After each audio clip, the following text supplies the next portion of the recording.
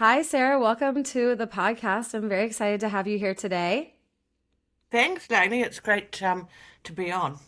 The reason I wanted to have you on is I can't even remember the first time I heard about Calocurb, but when I did, it really piqued my interest because I work with women in their late 30s to late 40s to help them lose weight sustainably. And while GLP-1 medications are a great option for some of them, I find that some of them just don't want to go on a medication or don't want to be on one for life.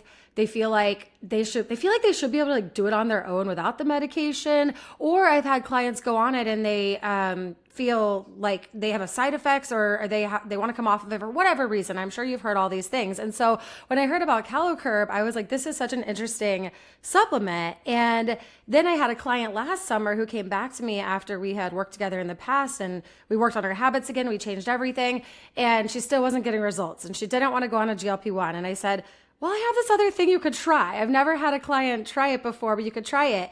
And she's lost 10 to 15 pounds since going on it. And I said, oh my goodness, we need to talk more about this. Yes, of course, she changed her lunch and she's on hormone replacement therapy and some other things, but it was just so fascinating. So, can you tell us who you are, what your background is, and how you came to create this very interesting and amazing supplement called Calocurb? Sure. Look, I love what you're saying, and I love hearing about your client. Our one of our values in our customers in our company is customer success. So we absolutely celebrate when we hear what you've just said, and in fact, what you were describing about using Calocurb, many practitioners use it as an alternative. If their clients they can't take the side effects, the cost, or they just don't want a pharmaceutical. Other practitioners, which are actually interesting, use it in combination because they can actually lower the dose of the pharmaceutical, lower the side effects, and lower the cost. But the one that I always say is not an if, it's a must, is when you're coming off the GLP-1 pharmaceuticals. What most people don't know, or they do know when you explain it, but when you're on a synthetic hormone, you depress your own endogenous or natural hormones down to zero. So when you come off, this is why people get this incredible hunger, because they don't have their own natural GLP-1 or other appetite suppressing hormones to be that gut-brain feedback loop. So by taking Calocurb as you're titrating off, you are re-stimulating your own endogenous GLP-1. So there's so many ways to use it. However, these are just three key ways that practitioners are using Calocurb at the moment. Yeah, it's really So fascinating. Oh, just want to recap for my audience. So you're saying when you take GLP-1 medication, you are putting a synthetic hormone basically into your body. So your body's not naturally producing the GLP-1. It's kind of dampening the natural production of it, right? Versus what is Calocurb doing? Like, how is it different than, I guess backing up, explain, what is it and how does it work in comparison to a GLP-1 medication? Sure. So really the history of it, 16 years, God, I hate saying this now, 16 years ago, 16 years ago, a group of very talented scientists had a hypothesis that they would find a natural plant-based extract that suppressed appetite. Now, why did they do that? In New Zealand, all primary research is funded by the government, so quite different from other places because we don't have the big industries that will have the huge research. So we have very large research foundations in New Zealand. And this group of scientists employed by the government had this hypothesis. They got a $20 million grant to look into it.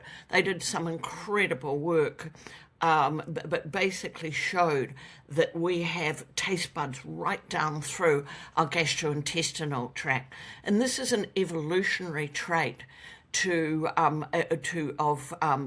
prevent us, or a secondary backup mechanism to prevent us from potentially eating toxic matter. So toxic is related or associated with bitter. So by having these taste buds not just on your tongue, but right down through your gastrointestinal tract, it will sense if you're eating something that potentially could be toxic or, and that's usually bitter. So If you eat something very, very bitter on your tongue, you'll spit it out. If it goes to your stomach, you'll often feel nauseous and your brain will say, and you'll say, hey, I'm not going to eat anymore. But if it goes below your stomach into your digestive tract, this is where you release your natural appetite suppressing hormones because your body is saying, hey, you shouldn't be eating that. It could be poisonous. So think tongue, stomach, digestive tract. Really funny with that because this is 450 million years of evolution. And plants themselves developed alongside of us and made themselves bitter when they didn't want us to eat them. So if you think about, say, a strawberry plant, or let's look at an apple tree, the leaves are very, very bitter because they don't want you to eat the leaves, but the apple is very, because they do want you to eat the apple.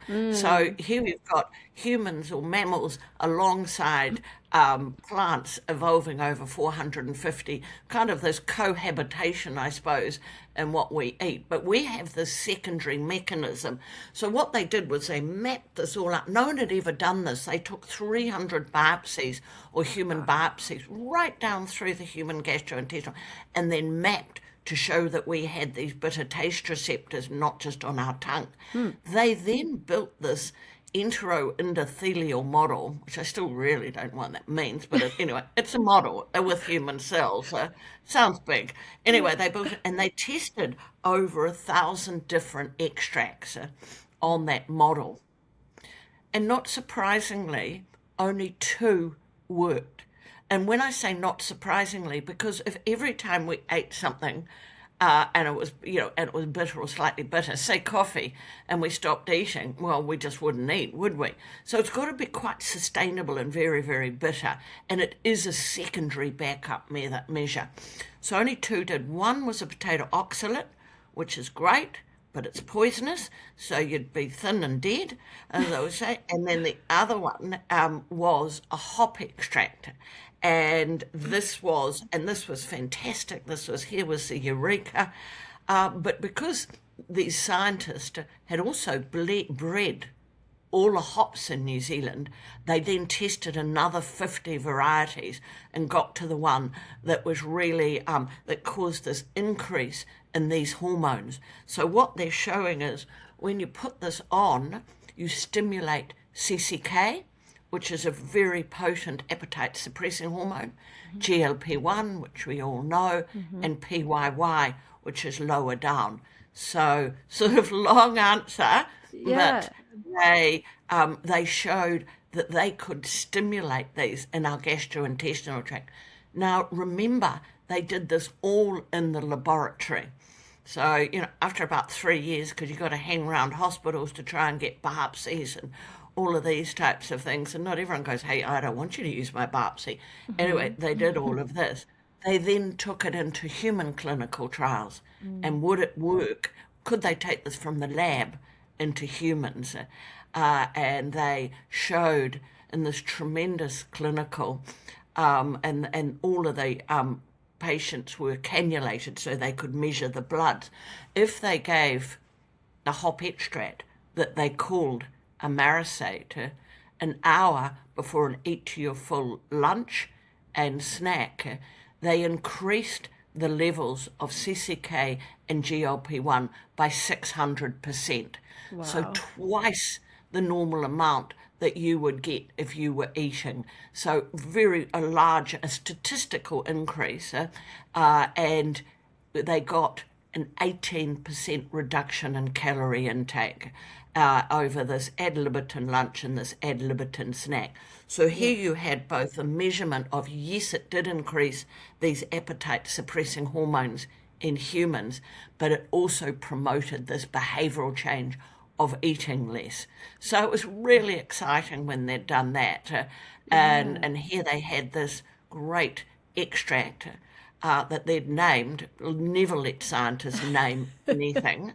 Amarisate, because no one can pronounce it. But amara actually means bitter in Uh-huh. Latin, and sate is obviously satiation. So Well, amarisate. So here they had, yeah, for and those who that took Latin, they can remember the words put together, right? Yeah. That's And so fascinating. Just for my audience who may not be as sciencey, going back to the 1,000 extracts. So they take plant extracts. It's 1,000 of them. They test them, and when you say only two worked, what you're meaning is only two of them increase the release of those appetite suppressing hormones. That's what you were saying, right? Just yes, wanted to like sorry. summarize that. No, no, I get it. But just for anybody who's got lost in the science, just to like recap that. So only two of them worked. One of them was poisonous, so that wasn't going to work out. And the other one was hop extract, which the scientists named Amerisate. Did I pronounce it right? Amerisate. Amerisate. Amerisate. So is it beer? Like, how is this related to beer? Like, what Yeah, is the hop so extract? which makes it incredibly safe. It's a specific extract that we grow here in New Zealand. We then send it to the US, where it's made into these delayed release capsules. Okay. So only in the US, so it's manufactured in the US but Oh, okay. grown in New Zealand. It is a specific hop, and yes, you are right. Hops are added to beer, and they're used as a bittering agent or a flavoring agent, and as actually as a preservative. So, yeah, so that's what they've done there. But this is a special variety. But yeah, it's incredibly safe because it is used in beer. And we always get asked, no, you can't drink beer, and that happens as well. I wasn't going It's to ask that, but I love that you anticipated the question. Can I just drink beer for no, the same effect? I've had many, many men ask me, well, can't I just drink beer? And, that would be so easy. We'd be thin and drunk. Right. No, it's the concentration. And also when you put hops in beer, you isomerize them or you cook them.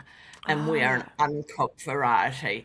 And the other thing is with that delayed capsule, you take it, the little wee tiny capsules, actually I just had mine before, little wee tiny capsules, they go down and they open in the upper gut. So they bypass the stomach and they open in the upper gut. And that's where we want them to open because that's where they stimulate, firstly, the CCK in the first part, and then longer on GLP-1, and then laterally in the colon, the PYY. So this bolus or this extract goes down. I always try and imagine it like a little pinball going down. It's hitting the sides of the gastrointestinal tract, and it's firing these bitter taste receptors that live on the walls of the intestine, and it's releasing your own natural appetite suppressing hormones, but it's releasing them more than if you'd just eaten something.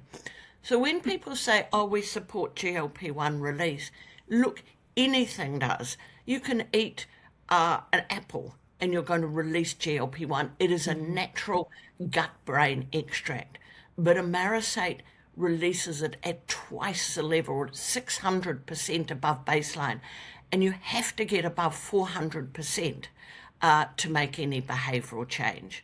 So yeah. this is creating a behavioral change. Right. And this is why this product is very fascinating and interesting to me because my clientele is marketed all day long. GLP-1 supplements, natural Ozempic, all this stuff all over Instagram. And there's so many supplements and it's all marketing. And yet what's in them? And is there actually any research behind any of it? For a lot of the stuff, no, or maybe there's some, but is there that statistically significant, like you said, or clinically meaningful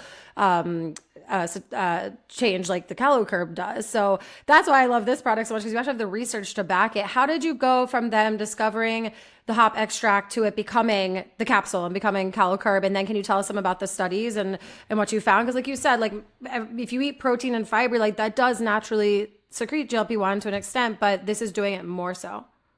Yeah. Well, you can eat anything. I mean, this is a natural feedback loop in your brain. You eat anything, and as your food digests, goes into the upper duodenum or it goes into the upper gut where it stimulates the release of these hormones, which helps lower the glucose spike, and it goes to your brain and says, hey, you should stop eating. So it's just moderating that behavior. And it happens about 45 minutes after you eat. And remember how your mother, used to say to you, chew more slowly, because it really is trying to give that 45 minutes. But, we're always on the run. So you're like, oh, eating. So when you take Calocurb, you take it an hour before a meal. Well, you can actually take it any time, but you want to take it, if you want to reduce your meal size, take it an hour before a meal or an hour and a half, it doesn't matter, goes down, it stimulates the release of these hormones. So when you go to eat, you just don't eat as much. You actually eat 18% less. So it's telling you you're full. So Yeah. when you take a pharmaceutical and when you inject yourself with a pharmaceutical, it's putting an extremely high level, like a supraphysiological level of a synthetic GLP-1 in your bloodstream, which is always telling your brain, hey, you're full, hey, you're full, which is great. As you know, you're great. But that goes down over a week, and then you've got to inject yourself and goes down over a week. So what Calocurb does is we last for 4 to 6 hours. You kind of take it hour, hour and a half. You don't have to be absolute before a meal. And you're going to get this spike of GLP-1 when you need it, which is going to tell you to stop, or you're full, you don't eat as much. And that's going to last for 4 to 6 hours. So people people find it incredible for obviously reducing their meals, but also that late night snacking. So if Yeah. you take it before dinner, you're going to eat less, and you're not going to snack after dinner. So many people say to us, "Oh, you've so helped me. I'm not snacking. Whether it be salt or whether it be sweetie. I'm not sweet. I'm not snacking after dinner." But just going back to it, so they had this incredible extract, but they needed to put it in a capsule to deliver it, as I said, to the right place in the gut, which is just below the stomach. So they looked at delayed release capsules, and there is a specific variety made or in the US.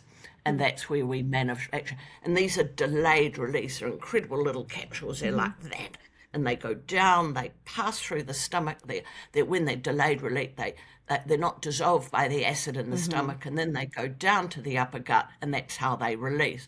So that's how they formulated it. They put a small amount of oil in it, in the capsule, and a tiny amount of rosemary. The rosemary is to act as a preservative, and the oil just helps it disperse when it gets to that upper gut. So you just Yeah. need a small amount. So you've got, and then it goes down, as I said, in the intestine, hitting these bitter taste receptors.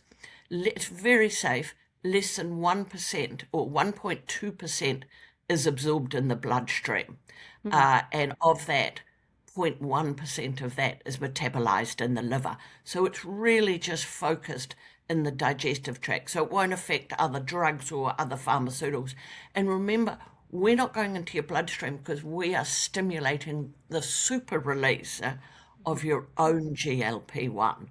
Yeah. So in 2017, I was approached. So the scientists had done great things.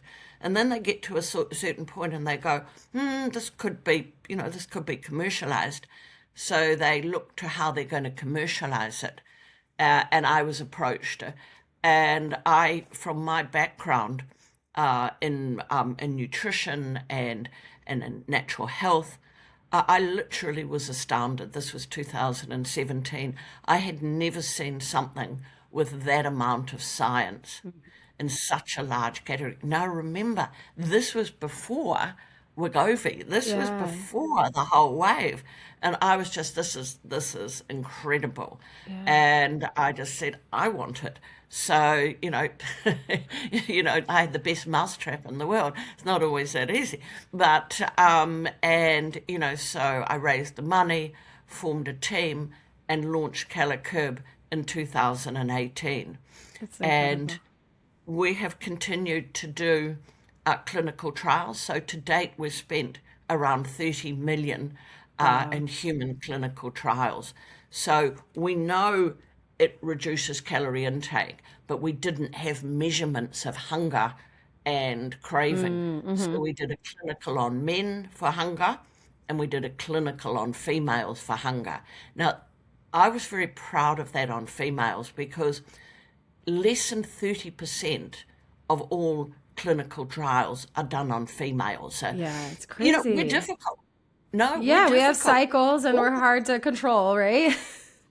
So this one to measure hunger and craving in women, so 30 women, and they had to be, and we did placebo, so no treatment, low dose, and high dose, and it was a 24-hour water-only fast, and Calocurb was given at 16 hours and 20 hours. But with 30 women, you have to repeat the treatment 3 times. So this you've got to use the same woman, and you've got to do it on the same day of their menstrual cycle Oh my gosh. and the same day of the week. And this was during COVID. Oh, So it took probably 18 months and $250,000. wow. But I'm so proud of it. The results were stunning. We had with women, so remember, given it 16 hours and 20 hours on a water only fast, we got 100% decrease in increased hunger. So what that meant is at 24 hours, they were no more hungry than they were at 16 hours compared to placebo. And then we got 120% reduction in craving. So, so remember, compared to placebo, so placebo's right up here, and these guys are like, yeah, no, I feel all right. And so that's what you're measuring against. And then we gave a eat to your full meal at the end of that 24 hours. Remember, they hadn't eaten for 24 hours. And we got 14.5% less calories on the treatment group. And remember, that was 4 hours after they were last treated. So on the Okay, yeah. Calocurb. Yeah. So hunger and craving, amazing. And that's why I'm saying incredible for all sorts of reasons. And I often say for women, like certain times of the month in the luteal phase, we call it PMS, but, it's just where in hunger, women will eat on average 200 calories more a day in Mm-hmm. PMS. It's normal. Your body's Mm-hmm. preparing itself in Right. case you implant an egg. But, you don't want that happening, for 10 days a month or 7 days a month. Right. So great time to take Calocurb in that time. It won't help your mood. You still want to get off, but it will help It that can.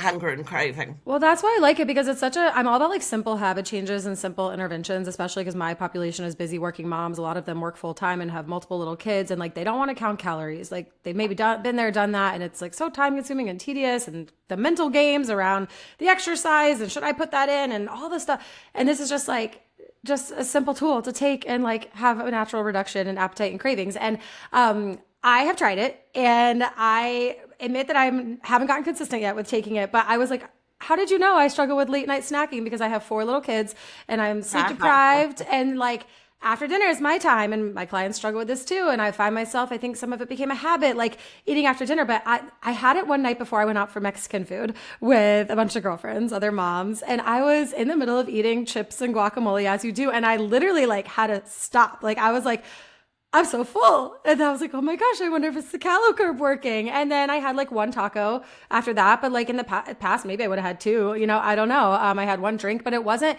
I love it. It's like this in between like the GLP-1s. I'm not anti GLP-1 medication. I have a lot of clients on them and they're a wonderful tool for the right person. And there are people who they're not the best tool for or they don't want to be on it. And I feel like this is such a next best option for people, especially like you were saying, because it doesn't keep the GLP-1 in your system high for like the entire week is what you were saying. It's like I had one last night as well and we had breakfast for dinner and my kids, we made high protein waffles and like I love waffles and I would just keep eating them and I want to say I almost had like a little like not acid reflux indigestion, but like I sort of probably ate too much because it made me full.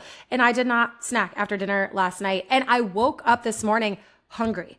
Like I had an appetite again. So that's what you're saying. Like it's not going to keep the GLP-1 super high. Like you'll be able to still like have an appetite the next day because a lot of times on the medication it's suppressed so much that people are almost under eating.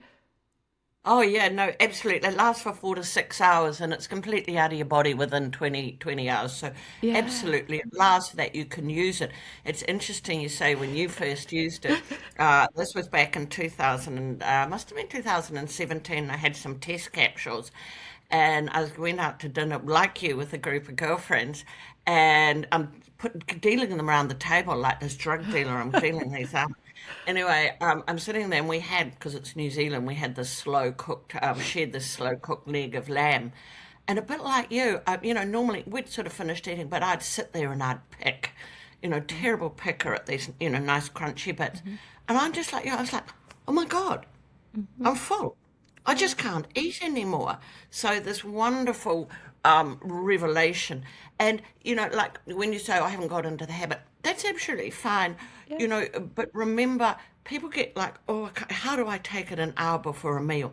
It doesn't really matter. You just have to take it on an empty stomach. Because remember, Yeah. you want it to go past your stomach into your upper digestive tract. So give it Yeah. the best chance of that. Have it with a glass of water.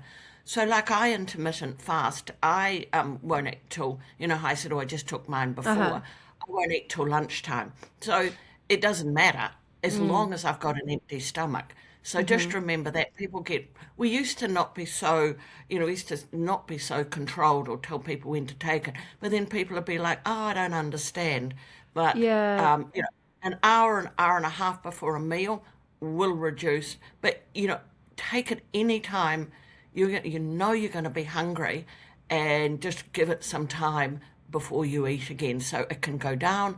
It can release in your upper duodenum or in your upper gut and your upper digestive tract, and then it's going to do its magic, Yeah. and you're going to eat. But as you said, you're just not going to eat as much. Right. Yeah, the only thing I've heard you say before is just to not take it like after you just ate something, like on a full stomach, right? Because it can make you feel like a little sick or nauseated. No, it won't make you feel well. It could, because it may open in the stomach, maybe a little, but you're not. It's It's not not too going to bad. get through to your upper diet because it's going to get caught with all the Oh, food. the one to its job as So you, well. yeah, so you want it to get past the Gotcha. stomach because that's where it works. But Yeah. yeah, it's an incredible tool, and every founder has to have a story, or has a story. Why do you do these crazy things like starting a company? Yeah. Literally. But I always say I have had a love-hate relationship with food my whole life. I was on my first diet, I think, when I was 11, and this all the time, like you said. Look, I've done Atkins, I've done weight, I've done everything. I've Everything. counted calories, I've done absolutely everything, and I can tell you now, I've been with on Calocurb, because I still use it because it Mm-hmm. just helps in everyday life, Mm-hmm. for the last 6 years, or 7 years now, and I can totally tell you, I'm at peace with food, Wow. and I have this. I eat, but I just don't eat as much. I eat Mm-hmm. what I want, but I don't have those mind games. You know how you said those mind games? Yeah. Oh, I can eat this, but I can't eat that. Or I'm going to do this, or if I do that, or when I do this. And listen, I know those games backwards. And look, I'm a master at them, Yeah. but I don't need to now. It's It's just the food so. noise, right? It's sort of the food noise, which that term is used so much nowadays. Is there even like a, is that something that you've studied with Calocurb, or is there even like I don't even know if there's like a scientific definition for food noise because it's thrown around so much, but like you rate Yeah, how there is people, a scientific. okay. There actually is a quiz. So I'll Okay. send you the quiz you can put in your show notes Oh, to see cool. how strong your. It's actually a scientifically validated quiz Oh, to that's so good show to how know. strong. Yeah, I'll send it to you. There is. Thank you. But yeah, so our clinicals obviously showed we decreased hunger, which is measured by food noise, hunger and craving. So hunger is I want to eat, craving is I want to eat something. Mm-hmm. We reduced those. Both. I can't tell you the results, but they're Oh, very exciting. We just unblinded our fourth human clinical, which was 150 patients, men and women, BMI between 25 and 35, okay. over 6 months, Wow. on Calocurb, and the results are stunning. So Ah, it's just gone in for, yeah, I know it's really good. The yeah. results, it's just gone in for publication, and as soon as it's published, I'll be able to talk to you. But yeah, Yeah. it's Please fantastic. do. So That's awesome. yeah. In terms of the use case, you said you mentioned like you could take it during that time of your cycle. Like, how is it? Can you just take it as needed? Like, oh, I'm going out to eat with my girlfriends. I'll take it tonight. Or do you recommend people take it on a regular basis daily, or like you said, you've used it, and like do people lose weight and then they get to their goal weight and they take like a maintenance level? Like how does it work with all of that? How should someone take it if they want to take it? Yeah, no, it's a great. We have we have an onboarding of a week. So a week is take one a day for 2 days, take two a day for 2 days, and then get up to the key, which is two really small capsules, Mm-hmm. tiny capsules, before. And remember, 100% natural. Take two capsules before lunch and before dinner, or when you're the hungriest, basically. Now, why we have that onboarding? So 95% of people, the two capsules are fantastic. Around about 5% of people have what we call them super tasters. And what that means is they've just got more taste buds or greater density in the gastrointestinal tract. And really interesting, about 5% of people. And I always say to them, oh, well, you know what? You would have survived through evolution because no way you would have eaten anything wrong. And the other thing is, sometimes they can just do one capsule. They don't need to. So that onboarding allows you to know what dosage you want. So look, if you want to lose weight, take do your onboarding and then stay on it to when you get your goal weight. But remember, you don't have to, with the pharmaceuticals, you have to keep increasing your Mm-hmm. dosage Mm-hmm. because you're actually saturating your receptors. Remember, we're working with your receptors, not against your, or Mm-hmm. not saturating. We're not replacing them. We're just Right. super stimulating them. Or, if you know what your dosage is, if you're going to take it for a week through your luteal phase, just take your dosage then. And you're either a two or a one. You're almost certainly going to be a two, but you'll know that. Mm-hmm. But the other really cool thing is when you stop it, and we know this from the clinical that I can't tell you about at the moment, we know when you stop it, we've actually upregulated your bitter taste receptors. We haven't downregulated. So we've improved your gut-brain access. Wow. So if it was a bit sluggish before because, of all your foods and different, and in fact, our gut-brain access does decrease as we get older. It's just a natural aging process. So we're helping to, I almost think of these little receptors on the L cells, like they're exercising. So I'm exercising them on the L cells of your intestine. So we're upregulating. So you'll actually find you don't go, oh, I suddenly want to eat again. People, when they come off GLP-1 injectables or pharmaceuticals, they have this massive hunger. And that's because they've suppressed their natural. Because we've upregulated ours, you're actually going to be managing a lot better. Interesting. And That's very interesting. yeah, and then if you think, like, a lot of people then go back on it, like if they're going on a cruise or they're going on holiday, like I'm going on holiday in about 10 days' time, and I'll take my Calocurb because I want to eat. I just don't want to eat As everything. much. Yeah. And so I'm going to Morocco. So Oh, I wow. absolutely, I know, I absolutely want to have all the tagines and wonderful things. Yes. I just don't want to Eat eat as too much of much. Yes. I it. actually took mine. And Oh, go ahead. sorry, I was just going to say, in Thanksgiving, think of Oh, that. You yeah. still want to, you don't be rude to anyone. You want to eat. You still want to eat as much. Exactly. No, exactly. I took mine on my vacation last week, although because I kind of forgot to take it. But I'm glad you brought up the timing because I was gonna say that has been like in my head too, and my client was struggling with that a little bit as well. But I found yet because I thought, oh, if I don't want to snack after dinner, what time should I take it? Because I have this afternoon snack, then I have this early dinner with my kids, like all of that. So I'm glad you kind of said like it doesn't really matter. For me, I took it around 3 p.m. yesterday. I Perfect. still had like an afternoon snack 45 minutes or an hour later, had the dinner, but just Perfect. had less and then had less snacking after dinner. So that's perfect. Amazing. Yeah. So You such a know good what I tool. can? I was listening to a person yesterday speaking about it and was fascinating. She did say getting into that discipline, she had made her more disciplined about her eating windows, Hmm. rather than grazing all day. She knew if she took Calocurb, Mm-hmm. she had to be more disciplined about her when she was going to eat her lunch and when she Mm-hmm. was going to. So I thought that was quite interesting, just getting into that pattern Yeah. versus just, I'll grab something now and then I'll grab. So it was an interesting. It was an interesting observation That is from her. interesting. It's not like it doesn't have to be in a restrictive diety way, but just like even thinking about clients who work through their lunch because they're like busy and they're not thinking about it. It's like, oh, well, if you take this, then like you can time your lunch appropriately to remember to take it. So that's really smart. And I often think, I don't know, like for me, 10:30 in the morning, I usually have a cup of coffee. And I like, oh, okay, you know, I'm going to take it now. And similarly, like you took it at 3 or 4, Hmm. you just have those little mini breaks during the day. You know, and we usually put it, well, it's always in my handbag. And it's beside my desk or something like that. So yeah, we got these little cool little pill holders that go on your key fob, and that's great because if I get to work and I'm like, oh, I'll remember it with that. You're talking my So language little, with James Clear, Atomic Habits, make it easy, make it obvious. Habits stack it with something you're already doing, like drinking coffee. The coffee actually reminded me, just a couple more questions. The GLP-1 medications have shown an interesting decrease in a lot of people's desire to drink alcohol. Have you guys seen that or studied that?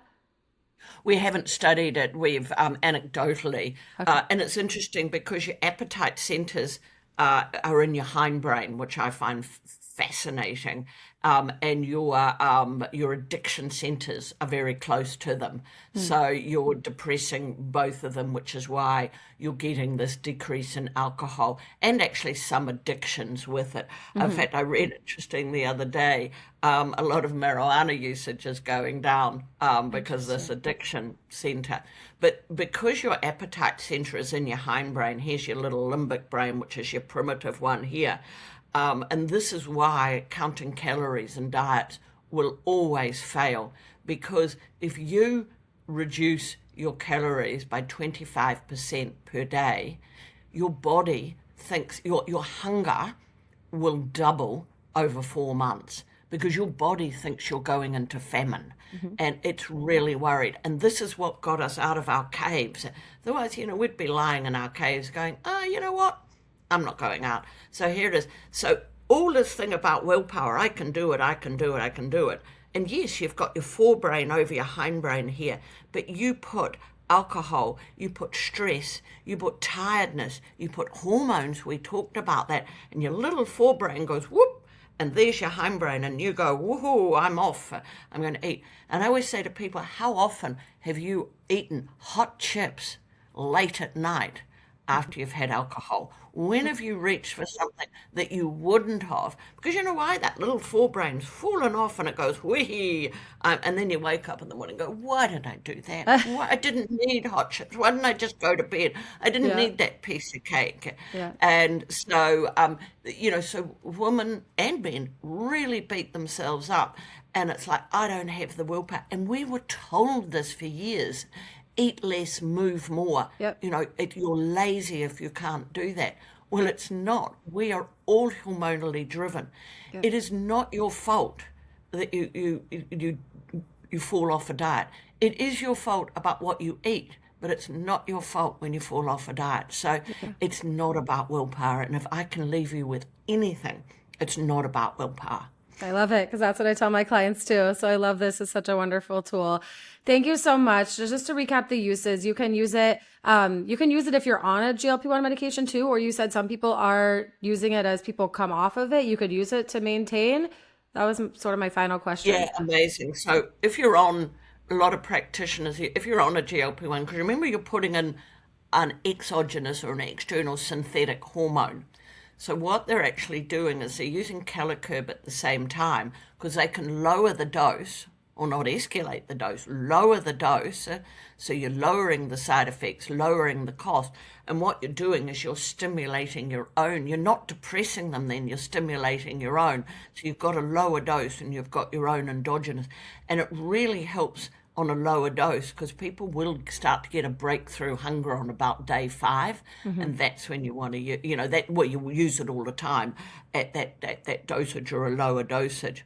But yeah, coming off coming off or titrating off a GLP-1 is just an absolute. All the science is there, all the clinicals. You have depressed your own appetite suppressing hormones to zero. And, it's natural. You have a synthetic hormone and your own natural hormones go, hey, I don't need to do anything. I'm going on holiday for a while. And they take a while to come back. You got to get them back from holiday.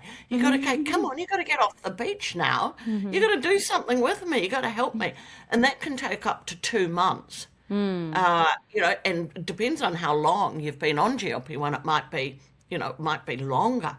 So start using the Calocurb, and it acts as this wonderful, wonderful safety net. And you're not going to have this rebound hunger and hopefully not a rebound weight gain. Yeah, and then you guys have a lot of your research and science on your website, just so everybody knows, in case your practitioner hasn't heard of it or isn't, I found a lot of providers, Cool, yeah. are not up on the latest things. So that's all there, which is amazing. And it is safe to take long term. That's something else that people worry about. Yeah, absolutely. Well, tell me, we've been drinking beer for thousands of years, haven't we? So it's really Yes. sad if we all said no beer. You can only have beer for 6 months, and then I don't think my husband would be very happy with that. We I didn't go down this year, but a couple of my staff went down to see the hops being picked. Oh, They're grown cool. in this beautiful place in New Zealand, and they went down to see them being, and then they bring in all these brewers from around the world. Cool. So there's a couple of my staff with this incredible appetite suppressing capsule, and then all these brewers from around the world. So yeah, they would be very happy with that. Well, you have to So, tell me where, because I didn't tell you this, but I studied in New Zealand when I was in college. So I lived oh, there, where did you yeah, study? at the University of Otago in Dunedin. Oh my Yes, God. where are Oh you? I God, should have you told you at want the to beginning. know. Where are you based? I'm based in Auckland, Okay. but I know Otago for that's a party town for Ah, students. Oh my well, goodness, I did. you would have drunk a lot of beer Yeah, there. yeah, yeah. No comment. But I'm like, what region is she talking about? We went all over this island, which was so gorgeous. I went skydiving and bungee jumping there. I did. Yeah, I didn't do a lot. I actually went to the vineyards down in that region near Queenstown and everything. Yeah, But beautiful. is that where the hops? Is Um, it the Southern Island? Nelson, no, Nelson, Okay. Motueka, Okay. top of Okay. the South Island. Okay. So, oh, Okay. isn't that hilarious? You went to Otago. And I That also went is, to the top of the South Island to hike the Abel Tasman track, which is yeah, gorgeous. isn't it Yes, beautiful? I But remember. just around there, did Okay. you kayak?